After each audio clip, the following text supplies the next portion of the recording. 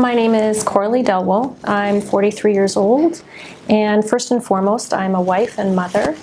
My husband and I have been back in Kamloops since 2009, and we are self-employed and run our own consulting firm in the oil and gas industry. I envision Kamloops becoming a leader in the industry sector in British Columbia. This in turn will create stable, great paying jobs, as well as bringing in revenue for our city to keep Kamloops beautiful.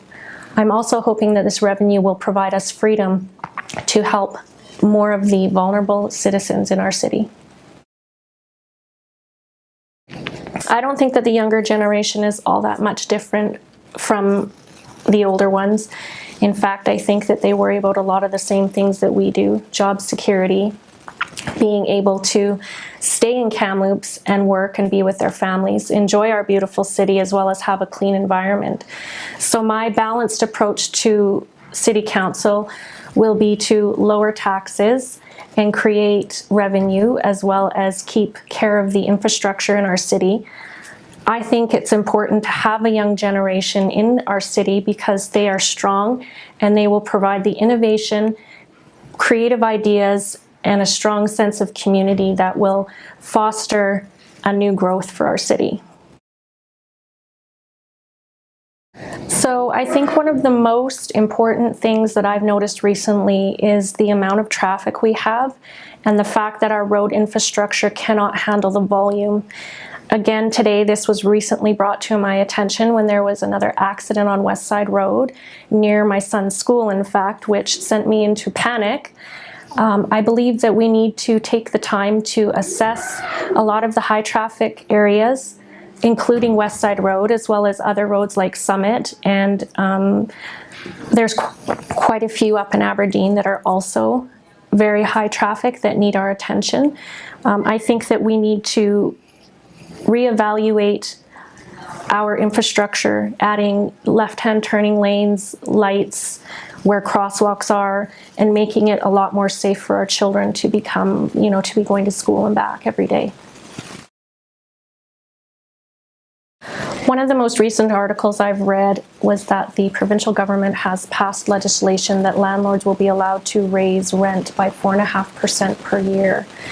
I don't find this acceptable, and one of the things that I will be doing is working towards lobbying the provincial government to freeze those rates, because I don't think that that is going to solve any of our issues with the housing problems that we already have.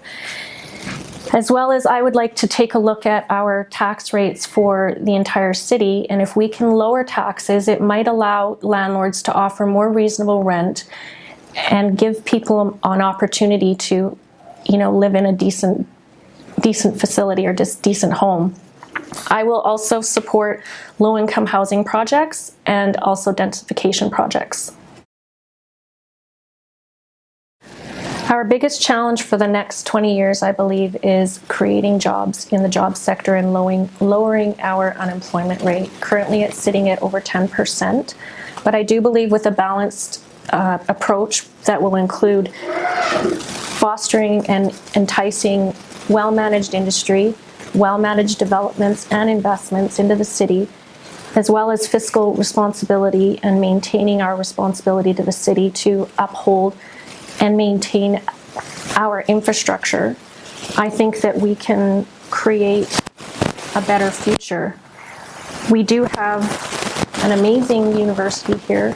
TRU offers so many programs, including the amazing trades program, and the opportunities of the kids coming out of here with their knowledge should be fostered and should be given the opportunity to stay in Kamloops and enjoy the city.